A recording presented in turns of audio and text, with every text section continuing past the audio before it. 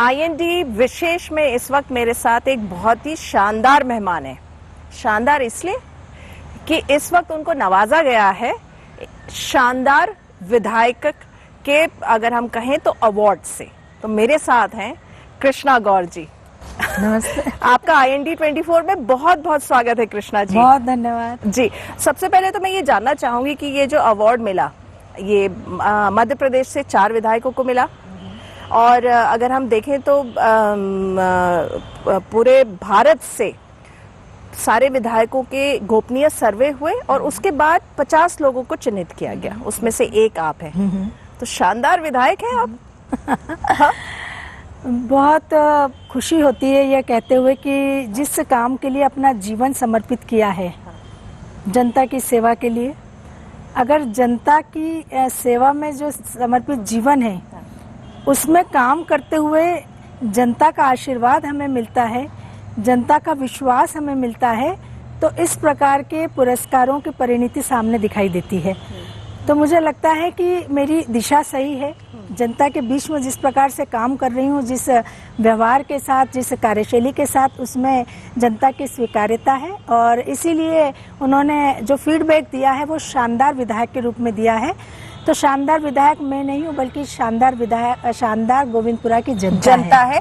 तो इसमें आपने जब आपको ये अवार्ड जब घोषणा हुई तो आपको क्या it came as a surprise कि ये कभी ऐसा लगता था कि नहीं ऐसा मिलेगा इस तरह का कभी कोई अवार्ड? इस अवार्ड का तो निश्चित रूप से सरप्राइज रहा, लेकिन कभी जिस प्रकार से हम काम कर रहे थे और लोगों का रिस्पांस इस प्रकार से देखने को मिल रहा था, तो मन में इस बात की संतुष्टि तो थी कि जनता संतुष्ट है जिस प्रकार हम काम कर रहे हैं। लेकिन अवार्ड जब मिलता है तो आपके काम करने की ऊर्जा कई गुना बढ़ जाती है। तो लगता है कि इतना सम्मान अगर जनता दे रही है तो अब और ज़्यादा ऊर्जा से काम करना चाहिए और समर्पण के साथ काम करना चाहिए। तो मैं पूरी तरह से ऊर्जा से भरी हुई हूँ। बहुत खुश है, मन प्रसन्न है कि जनता ने इतना बड़ा पुरस्कार मुझे दिया है। और मैंने शुरू से ही कहा कि जिस काम के लिए अपना जीवन समर्पित किया है, तन मन और जीवन क्षेत्र की जनता के लिए समर्पित है, तो इसे और ज्यादा समर्पण के साथ में काम करती रहूंगी। तो आपने बात की अपने जनता से, पूछा कि क्या था ये सर्वे? हाँ बिल्कुल पूछा। मैंने जानकारी ली। और उन्होंने कहा कि जो सर्वे हुआ है उसमें हमसे ये प्रश्न पूछे गए थे कि आपका विधायक कैसा है, आपका विधायक की कार्यशैली कैसी है, आपके विधायक का व्यवहार कैसा है, विधानसभा में उसकी उपस्थिति कैसी है, विधानसभा में लगाए जाने वाले प्रश्न किस प्रकार के हैं, प्रश्नकाल हैं, याचिकाएं हैं, जनहित के मुद्दे किस प्रकार उठाए हैं, विधायक निधि का उपयोग वो किस प्रकार से कर रहे हैं। और इस प्रकार ओवरऑल उन्होंने सर्वे किया कि एक जनप्रतिनिधि के पर्सनालिटी में जो चीजों का समावेश होना चाहिए वो आपके जनप्रतिनिधि में, आपके विधायक में किस प्रकार से है, और उसके आधार पर जनता ने फीडबैक दिया। तो चलिए, ये तो आपको एक अवार्ड मिल गया, आप जो काम कर रही हैं उसमें अगर हम कहें तो एक मोहर लग गई जनता की। जनता की मोहर तो देखिए उस समय लग जाती जब अपन जीत जाते हैं। आप जीती हुई विधायक है तो वो लगी, और उसके बाद शानदार काम की लग गई, ये अच्छा है। एक चीज पूछना चाहूंगी, बाबूलाल गौर जी 10 बार के विधायक रहे, गोविंदपुरा अगर हम कहें तो उनके बच्चे जैसा था, बिल्कुल। और उसके बाद आपको वहां से टिकट मिली, आप विधायक बनी। देखिए इस वक्त जो इंडिया में है ये नेपोटिज्म, ये टॉपिक बहुत बर्निंग है। तो आपको भी लगता है कि आपके लिए ये राह आसान हो गई, चूंकि बाबूलाल गौर जी की कॉन्स्टिट्यूएंसी थी, 10 बार के विधायक थे, जनता को उन्होंने पाला पोसा, उनके साथ कनेक्ट थे, तो आपके लिए राह आसान हो गई? इस विषय को मैं कुछ इस प्रकार से लेती हूँ कि ये बात सच है कि बाबूजी की कॉन्स्टिट्यूएंसी थी, बाबूजी ने उसको बहुत बेहतर तरीके से उसकी परवरिश की थी और बाबूजी ने बच्चे की तरह उसको पाला था। उसी का एक प्लेटफॉर्म बनाया मुझे मिला, लेकिन उस प्लेटफॉर्म पर अगर मैं अपना काम नहीं दिखाती या शायद मैं जनता के बीच में नहीं रहती तो जनता का आशीर्वाद मुझे नहीं मिलता। यह फील्ड एकमात्र ऐसा फील्ड है जिसमें आपको जनता से जीवंत संपर्क रखना है। यदि आपका फेस जनता के बीच में नहीं गया, यदि आपका काम जनता के बीच में नहीं गया, तो जनता कभी आपको आशीर्वाद नहीं देती। तो मुझे लगता है कि जैसे एक डॉक्टर का बेटा डॉक्टर तब बनता है जब वो उतनी मेहनत करता है, वो उतनी पढ़ाई करता है, वो इतने एग्जाम्स पास करता है, तब जाके वो डॉक्टर बनता है। वो सिर्फ डॉक्टर का बेटा है इसलिए डॉक्टर नहीं बन जाता। तो एक राजनीति के परिवार से निकलने वाला कोई भी सदस्य जब तक वो जनता के बीच में नहीं जाएगा, जनता की सेवा नहीं करेगा, जनता की स्वीकार्यता नहीं मिलेगी, तब तक वो आगे नहीं बढ़ सकता। तो मुझे लगता है कि ये बात सच है कि एक तरफ से अगर मैं देखूं तो एक प्लेटफॉर्म बाबूजी का मुझे मिला, लेकिन उस पर मैंने अपना एफर्ट्स किए, अपनी कोशिश की, अपने स्तर से जनता के बीच में जाकर अपनी छवि बनाने का प्रयास किया और उसका परिणाम मुझे इस रूप में देखने को मिला। चलिए, बहुत अच्छे से आपने कहा। और मैं मानती हूँ कि ऐसा मुझे लगता है कि पूरे देश में बिरला ही उदाहरण होगा। इसको नेपोटिज्म से जोड़ के नहीं देखना चाहिए, क्योंकि नेपोटिज्म वह होता है जब घर में बैठे हुए व्यक्ति को आप फील्ड पर लाकर खड़ा कर दो। आप जनता के बीच में से अगर चुनकर आए हैं तो ये परिवारवाद कहीं से नहीं हो सकता। वही जनता जो 10 बार बाबूजी को आशीर्वाद दे रही है, वही जनता को 1 या 2 या कुछ 5-10 लोग तो है नहीं। 4 लाख की कॉन्स्टिट्यूएंसी है, 4 लाख लोगों के बीच में से हम चुन के आए हैं। वही जनता 11वीं बार भी यदि उसी परिवार के किसी सदस्य को आशीर्वाद देती है तो ये अपने आप में बड़ी उपलब्धि है। चलिए, आप यहाँ भोपाल की महापौर भी रही हैं। उस समय आप बिल्कुल नई सी थी, पॉलिटिशियन, महापौर बनी थी। वो वाला एक्सपीरियंस अगर हम कहें महापौर का और अब जो विधायक हैं, कैसे देखती हैं? दोनों में क्या डिफरेंसेस हैं या दोनों में कैसा पाती हैं? अलग क्या है या एक जैसा क्या है, समानता क्या है? अगर सेवा करने की दृष्टि से हम देखें, विकास करने की दृष्टि से देखें तो एक समान है कि उसमें भी हमें विकास करना होता था, उसमें भी जनता की समस्याओं का निराकरण होता था। लेकिन अगर हम इस दृष्टि से देखें, क्षेत्र की दृष्टि से देखें, तो महापौर का क्षेत्र एक बहुत बड़ा कार्य क्षेत्र था। पूरे भोपाल की 6 विधानसभाएं उसमें समाहित थी। विधायक का कार्यक्षेत्र एक अपना विधानसभा क्षेत्र होता है, कार्यक्षेत्र छोटा होता है। तो मुझे लगता है कि महापौर और विधायक में सबसे बड़ा अंतर यही है कि महापौर का कार्यक्षेत्र इतना बड़ा होता है और महापौर की जिम्मेदारियां बहुत ज़्यादा होती है, इस दृष्टि से भी क्योंकि वो पूरे शहर का मुखिया होता है। और शहर का मुखिया मतलब परिवार का मुखिया, और इतने बड़े परिवार के मुखिया को बहुत चीज़ों का ध्यान रखना होता है। शहर का विकास करना है, शहर की जनता की समस्याओं का निराकरण करना है। तो एक प्रकार से जैसे मध्य प्रदेश का मुखिया मध्य प्रदेश का मुख्यमंत्री होता है, ऐसे शहर का मुखिया शहर का महापौर होता है। तो ये 2 बेसिक अंतर है कि कार्यक्षेत्र महापौर का बड़ा होता है, विधायक का कार्यक्षेत्र छोटा होता है, लेकिन काम दोनों के बराबर सेम होते हैं। चलिए, बाबूजी से क्या सीखा आपने? बाबूजी अपने आप में एक इंस्टीट्यूट थे और मैं बहुत सौभाग्यशाली मानती हूँ अपने आप को कि मुझे बाबूजी के परिवार में आने का अवसर मिला। हर कदम पे, पल पल पर मैंने उनसे सीखा। एक सच्चा जनसेवक कैसा होता है वो मैंने बाबूजी में देखा। आज के राजनेताओं को अगर हम देखते हैं तो उस पीढ़ी के राजनेता और आज के नेताओं में ज़मीन आसमान का अंतर है। बाबूजी को जिस सादगी से मैंने काम करते हुए देखा था, लोगों से मिलनसारिता, उनकी कार्यशैली, वो हमेशा मुझे बहुत असर करती थी। और मुझे लगता था कि अगर राजनीति के क्षेत्र में, जब मैं राजनीति में आने का कभी विचार भी नहीं करती थी, पर मन में ऐसा लगता था कि यदि नेता होना चाहिए तो ऐसा होना चाहिए जो समर्पण के साथ जनता की सेवा करता है। तो मुझे लगता है कि एक तो सबसे अच्छी चीज़ उनकी ये थी कि वो सकारात्मक सोचते थे। कभी उनको मैंने नकारात्मक सोचते हुए देखा ही नहीं। तो उनके जीवन का सबसे बड़ा गुण था वो सकारात्मक सोच था। और यही कारण है कि जब आप सकारात्मक सोचते हो तो आपका शरीर स्वस्थ रहता है। नकारात्मक चीजें आपके शरीर में नहीं आती तो कोई बीमारी आपके शरीर में नहीं आती। इतने लंबे जीवन जीने का राज भी उनका यही था। दूसरा, समय की पाबंदी, समय पर काम करना, समय पर कार्यक्रम में पहुंचना, समय पर सोना, समय पर उठना, ये समय की पाबंदी की मैं उनकी बहुत कायल थी। तो वो आप भी फॉलो करती है? कोशिश कर रही हूँ, अभी हुई नहीं हूँ इतनी पारंगत, पर कोशिश कर रही हूँ। अच्छा, और एक चीज था, बाबूलाल गौर जी डायरी लिखते थे। जी हाँ। आप लिखती हैं? जी, अभी तो नहीं शुरू नहीं है, लेकिन उनका डायरी लिखना वास्तव में उनके लिए बहुत, उनका हर चीज उसमें लिखी होती थी। और 25 सालों की उनकी डायरियाँ अभी रखी हुई हैं, जिसमें उन्होंने काफी सारी बातों को लिखा है, मैंने पढ़ा है उसमें, और उन्होंने बहुत सारे विषयों को उसमें समावेश किया है। कृष्णा जी, आप चूंकि बता रही इतनी सारी डायरीज हैं, इतने सालों का है, तो ऐसा सोचती हैं कि उसका कुछ संग्रह, किताब या कुछ ऐसे मेमोयर, ऐसा कुछ निकालने का या कुछ हाँ, इस तरह निश्चित से? रूप से बाबूजी को जिस प्रकार से कार्यकर्ता प्यार करते थे, भोपाल की जनता प्यार करती थी, बाबूजी को वो हमेशा अपने बीच में ही देखना चाहते थे। और इसीलिए हमने भी ये तय किया कि हम बाबूजी को हमेशा अपने बीच में जीवित रखेंगे।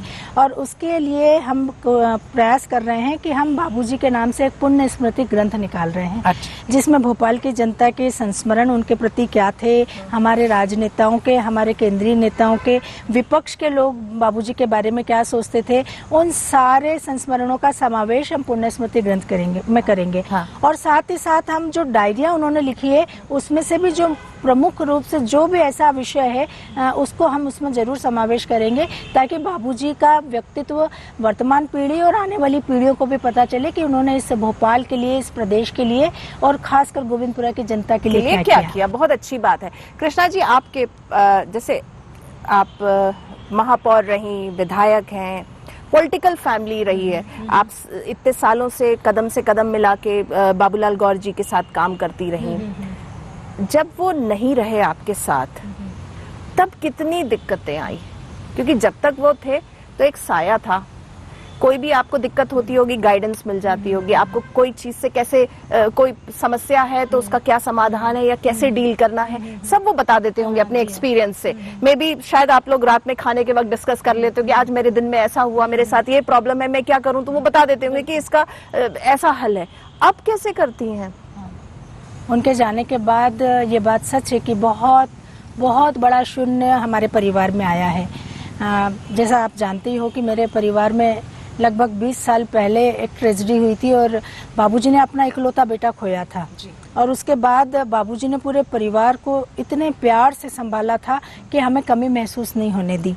और कभी भी कोई भी परेशानी हमको होती थी तो हम बाबूजी के समक्ष रखते थे और मुझे लगता है कि उनके पास हर समस्या का समाधान था। इतना लंबा उनका राजनीतिक अनुभव था कि वो हर समस्या का उनके पास समाधान होता था। तो हमें बड़ी आसानी होती थी किसी भी काम को करने में और हमको जीवन जीने में भी बहुत आसानी हुई, क्योंकि बाबूजी का बहुत बड़ा आशीर्वाद, साया हमारे साथ था। और अपने साथ रहते हुए बाबूजी ने हमें इतना मजबूत कर दिया कि आज मैं ये कह सकती हूँ, बहुत मजबूती के साथ मैं ये कह सकती हूँ कि भौतिक रूप में वो भले ही हमारे बीच में नहीं है, लेकिन सूक्ष्म रूप में उनकी उपस्थिति हमारे साथ आज भी है और वही हमें मजबूती देती है। तो इस एक वर्ष में हमें एक पल के लिए भी ऐसा नहीं लगा कि बाबूजी हमारे साथ नहीं है। हर कदम पे लगता था कि बाबूजी हैं, बाबूजी का आशीर्वाद हमारे साथ है। और जब कभी भी ऐसे निर्णय लेने की स्थिति आती थी, किसी विषय पर हमें कुछ सोचना होता था, विचार करना होता था, निर्णय लेना होता था, हम बाबूजी को आंख बंद करके सोचते थे और हमको समाधान मिल जाता था। कृष्णा गौर जी, अब आगे क्या सोचती हैं? विधायक तो आप हैं, आगे क्या प्लान करती हैं? देखिए, राजनीति में भविष्य कभी पहले से नहीं सोचा जाता और जिस पार्टी में हम काम कर रहे हैं उसमें हमारे पार्टी के अग्रज, हमारा प्रदेश, हमारा केंद्रीय नेतृत्व हमारे बारे में विचार करता है और निश्चित रूप से एक अच्छे कार्यकर्ता को काम करने का अवसर भी देता है।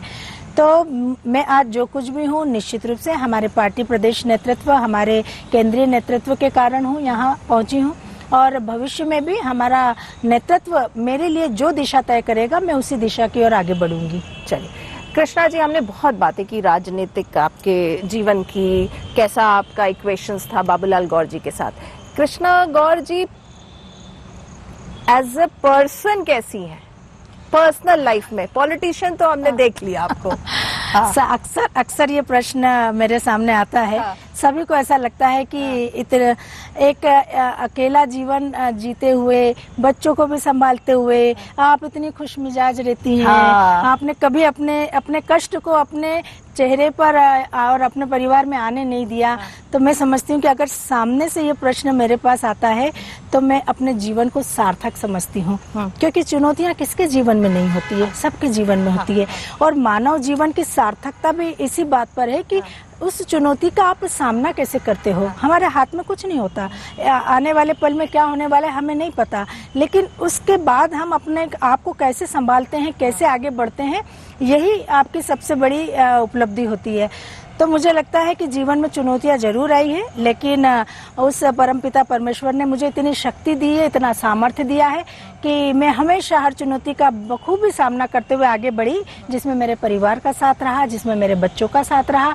और मैं स्वयं अंदर से इतनी आत्मविश्वास से भरी होती थी कि मुझे लगता था कि नहीं, मुझे मेरा जीवन, मेरे बच्चे, मेरे परिवार को अगर बेहतर तरीके से देना है तो मुझे खुश रहना है। इतनी पॉजिटिविटी कैसे आती थी, क्या करती हैं? बाबूजी से एक गुण मैंने लिया था, सकारात्मक सोच का। अच्छा। तो मैं अंदर से हमेशा खुश इसलिए रहती थी कि मेरे मन में कभी नेगेटिव विचार आता था तो मैं अक्सर बाबूजी को देखती थी कि बाबूजी भी नहीं सोचते नेगेटिव, तो मैं क्यों सोचूं। तो मैं उसको पॉजिटिव वे में सोचती थी। तो मुझे लगता है कि वो जो पॉजिटिव एटीट्यूड मेरा है, वो सकारात्मक सोच जो मेरी है, वही मेरे को खुश रखती है, वही मेरे को आत्मविश्वास देती है और वही पूरे परिवार को भी बहुत खुश रखती है। चलिए, और क्या करती, क्या पसंद है आपको? जब कभी भी, क्योंकि पॉलिटिकल फील्ड में है, हाँ, तो स्ट्रेस होता ही है, बहुत ज्यादा स्ट्रेस होता है। और कई बार ऐसा भी होता है कि जब आप बहुत ज्यादा स्ट्रेस में हो तो आप शांति चाहते हैं। तो मेरे को जब भी कभी मैं जब स्ट्रेस में रहती हूँ तो मुझे गुनगुनाना अच्छा लगता है। तो ये तो गुनगुनाइए, ये तो मैं चाहूंगी आप गुनगुनाए कोई अच्छा सा गाना, आप हमारे दर्शकों के लिए गुनगुना दीजिए। नहीं, आप मेरे लिए गुनगुनाइए। नहीं, ये कुछ ज्यादती हो जाएगी। नहीं, ठीक है, चलिए, आपके साथ भी ज्यादती हो जाएगी। मैं तो सुनना चाह रही, गुनगुनाइए। मैं अपने लिए खुश होने के लिए गुनगुनाती हूँ। तो कुछ तो बनता है, एक तो गाना बनता है कृष्णा जी। दिल है छोटा सा, छोटी सी आशा, मस्ती भरे मन की भोली सी आशा, चांद तारों को छूने की आशा, आसमानों में उड़ने की आशा। दिल है छोटा सा, छोटी सी आशा। बहुत खूब, बहुत खूब। जी। महक जाऊं मैं आज तो ऐसे, फूल बगिया में महके हैं जैसे, बादलों की मैं ओढ़ूं चुनरिया, झूम जाऊं मैं बन के बावरिया, अपनी चोटी में बांध लो दुनिया। दिल है छोटा सा, छोटी सी आशा, मस्ती भरे मन की भोली सी आशा। क्या बात है कृष्णा जी, वाकई दिल तो छोटा सा है लेकिन आशा बहुत बड़ी है, आसमान में उड़ना है। एक सवाल पर्सनल पूछ सकती हूँ जी? कभी ऐसा नहीं लगा कोई हमसफर हो, कोई साथ हो? कभी नहीं लगा। इसलिए नहीं लगा क्योंकि जिस उम्र में मेरे साथ ये घटना घटी है, उस उम्र में मेरे साथ मेरे बच्चे थे। शायद छोटी उम्र में होती तो परिवार वाले भी सोचते, लेकिन मेरे बच्चे मेरे साथ थे और मुझे लगा कि मेरे बच्चों के सहारे मेरी जिंदगी में काट सकती हूँ, और इसलिए मेरे को कभी एहसास भी नहीं हुआ। और सबसे बड़ी बात ये रही कि मेरा परिवार, मेरी माता, मेरे पिता, मेरे भाई, मेरी बहन, मेरे ससुराल के परिवार के लोग सब मेरे साथ खड़े रहे। तो मुझे कभी एहसास ही नहीं हुआ कि जीवन की जो कमी है, वो कमी की वजह से मेरा जीवन कहीं कोई कमी महसूस हो रही है। तो मुझे लगता है कि एक अंदर से जब आपके अंदर कॉन्फिडेंस होता है कि आप जिंदगी गुजारने के लिए सक्षम हैं, पूरा परिवार, जब तकलीफ जब होती है, जब एक महिला अकेली होती है और उसके लिए बहुत परेशानी होती है, लेकिन मेरे साथ मेरा पूरा परिवार था, मेरे बच्चे थे, और इसलिए मेरे को लगा कि मुझे अपने बच्चों के सहारे जिंदगी गुजारनी चाहिए। आपको कभी लगा नहीं? कभी नहीं लगा। अच्छा, चलिए एक सवाल और इसलिए भी नहीं लगा क्योंकि मैं जिनके साथ फेरे लेकर आई थी, जिस बंधन में बंध कर आई थी, 17 साल में उनके साथ रही। मुझे इतना प्यार मिला, इतना प्यार, मेरा इतना सम्मान इस घर में मुझे मिला कि मुझे लगता था कि मैं इस जीवन में तो उस व्यक्ति को कभी भूल नहीं पाऊंगी। मैं आज भी कभी भूल नहीं पाती। मतलब बहू नहीं, बेटी ही है घर की। मैं अब तो घर की बेटी बन गई। अब तो बेटी बन गई। देखिए, एक चीज और पूछना चाहूंगी, वो ये है कि जब एक महिला सुंदर होती है, अच्छी होती है देखने में, किस तरह के मतलब उस कैसे चैलेंजेस आप फेस करती हैं? क्योंकि आते हैं देखिए बहुत। पॉलिटिशियन हाँ, बिल्कुल। पॉलिटिकल जो वर्ल्ड है, यहाँ पे भी महिलाओं की जो तादाद है वो कम है। आते हैं चैलेंज तो आते हैं, लेकिन मैंने देखा है कि कोई भी फील्ड हो, राजनीति में ही नहीं, किसी भी फील्ड में अगर महिला सुंदर है तो उसके साथ चैलेंजेस तो आते हैं, लेकिन ये उस महिला पर डिपेंड करता है कि वो उस चैलेंज को कैसे लेती है। तो मुझे लगता है कि जब आप स्ट्रांग होते हो तो किसी की हिम्मत नहीं होती आपके सामने कुछ कहने की। कई बार जब इस प्रकार की घटनाएं होती हैं कि किसी ने किया है, तो कहीं ना कहीं मुझे लगता है कि एक तो दोनों तरफ से कोई सहमति होती है तभी कोई बात आगे बढ़ती है, लेकिन अगर महिला स्ट्रांग होती है तो कभी कोई पुरुष हिम्मत नहीं कर सकता। और मेरे मामले में मैं आज तक बहुत दम के साथ ठोक बजा के ये कह सकती हूँ कि कभी किसी ने, इतने साल हो गए मेरे को इस क्षेत्र में काम करते हुए, लेकिन कभी किसी भी व्यक्ति ने, हमारे राजनीतिक परिवार के किसी व्यक्ति ने, किसी सदस्य ने कभी मेरे को, कभी कोई ऐसा मेरे सामने मुझे महसूस नहीं होने दिया कि उनके मन में कुछ गलत विचार है। बल्कि मुझे तो कहने में बहुत गर्व है कि गोविंदपुरा विधानसभा की जहाँ तक मैं बात कहूँ तो मैं शुरू में जब काम करने निकली थी तो सारे कार्यकर्ता मुझे भाभी कहते थे, लेकिन जो कार्यशैली उन्होंने मेरी देखी काम करते हुए तो मैं गोविंदपुरा की बहन बन गई, दीदी बन गई। चलिए, हाँ जी जी, तो आप दीदी हैं, भाभी से दीदी बन गई। हाँ, और क्या करती हैं? गाना तो आपने गा दिया, गुनगुनाती हैं, उसके साथ क्या क्या करती हैं? कुछ और जो शौक हो आपके? मुझे पढ़ने का शौक है, अच्छा साहित्य पढ़ने का शौक है। मैं जब भी समय मिलता है, जैसे अभी लॉकडाउन में जब समय मिला तो मैंने बहुत हमारे जो महापुरुष हैं उनके जीवन के बारे में भी बहुत सारी बातें किताबों के माध्यम से मैंने पढ़ी, समझी। भगवान श्री राम के बारे में मैंने बहुत अध्ययन किया, क्योंकि हमारे आराध्य हैं और हमारी आने वाली पीढ़ियों को हम अपने आराध्य के बारे में जब तक हम खुद नहीं जानेंगे तब तक क्या बताएंगे। तो मुझे लगता है कि अपने आराध्य के बारे में, क्योंकि जिस संस्कृति, जिस धर्म का हम पालन करते हैं, उस धर्म की गहराइयों को, सूक्ष्मता को भी हमको जानना है ताकि आने वाली पीढ़ियों को हम बता सके। तो मुझे बहुत खुशी है कि मैं ये सारी चीज़ें हस्तांतरित करती हूँ अपने बच्चों में, और आज बच्चे इस लायक हुए कि वो अपने छोटे बच्चों में हस्तांतरित कर रहे हैं। हाँ। तो हमारे धर्म को आगे बढ़ाने की जिम्मेदारी भी हमारी है। तो इसलिए मुझे लगता है कि जब भी अवसर मिले धर्म की किताबें पढ़नी चाहिए, हमें एक मार्ग भी मिलता है और अच्छे से जीवन जीने का। तो हमें धर्म की किताबें पढ़ना चाहिए, अपने महापुरुषों के बारे में जानना चाहिए। जब भी पढ़ने का शौक है तो मैं करती हूँ, और मुझे लगता है कि उससे मेरे ज्ञान को विस्तार मिलता है। चलिए, जाते जाते आप आईएनडी के दर्शकों को क्या कहना चाहेंगी? आईएनडी के समस्त दर्शकों को मैं बहुत शुभकामनाएं देते हुए यही कहना चाहूँगी, खासकर महिलाओं को, क्योंकि मैं नारी जाति का प्रतिनिधित्व करती हूँ और मुझे लगता है कि दुनिया का ऐसा कोई काम नहीं है जो महिलाएं नहीं कर सकती है। कभी अपने आत्मविश्वास को कम मत रखना। मैं हमेशा कहती हूँ कि अंतरिक्ष से लेकर हिमालय तक ऐसा कोई क्षेत्र नहीं जो महिलाओं की सफलता की कहानी ना कह रहा हो। कला और संगीत से लेकर राजनीति और पत्रकारिता तक ऐसा कोई कार्य क्षेत्र नहीं जिसने महिलाओं की योग्यता को नमन ना किया हो। मेरी बहुत सारी शुभकामनाएं आदि आबादी के साथ है, आईएनडी के दर्शकों के साथ है। क्या बात है।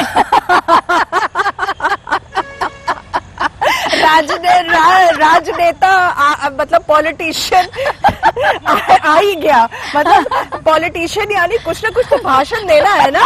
हाँ? क्योंकि महिलाएं सबसे ज्यादा अपने आप को अंडर एस्टिमेट करती हैं, बहुत हाँ। अंडर एस्टिमेट करती हैं। हम ये काम नहीं कर सकते, हम ये नहीं कर, अरे नहीं करिए ना। दुनिया का कोई काम ऐसा नहीं है जो आप नहीं कर सकते हो। ऐसे कहा अंतरिक्ष से लेकर हिमालय तक पुरुष बाधा तो पैदा करेंगे, उसी को तो हमको पार करना है, वही पार करना है। तो हमारा चैलेंज है, वही चैलेंज है हमारा। चैलेंज से डरना नहीं है, चैलेंज से बिल्कुल डरना नहीं है। कृष्णा जी, आपका बहुत बहुत धन्यवाद। आप आईएनडी विशेष में आपने समय दिया, हमसे इतनी अच्छी बातचीत की, आपका धन्यवाद और हमारी शुभकामनाएं आपके साथ हैं। आपका भी बहुत धन्यवाद कि आपने मुझे इस लायक समझा कि मैं आपके इंटरव्यू में शामिल हूँ। हाँ। उसके लिए आपका धन्यवाद। तो दर्शकों, आईएनडी विशेष में हमने बात की एक शानदार विधायक से, कृष्णा गौड़ जी से, क्योंकि इस वक्त वो सम्मानित की गई हैं इस अवार्ड से, शानदार विधायक से, और उन्होंने अपने जीवन के कई पहलू के बारे में बातचीत की। कैसा उनका राजनीतिक सफर रहा, पर्सनल लाइफ में वो कैसी हैं और कैसे वो as a woman challenges face करती हैं। तो इस बार के एपिसोड में इतना ही। अगली बार हम एक बार फिर से मुलाकात करेंगे एक नए पर्सनालिटी के साथ। तब तक के लिए दीजिए हमें आज्ञा। नमस्कार और आप देखते रहिए IND24।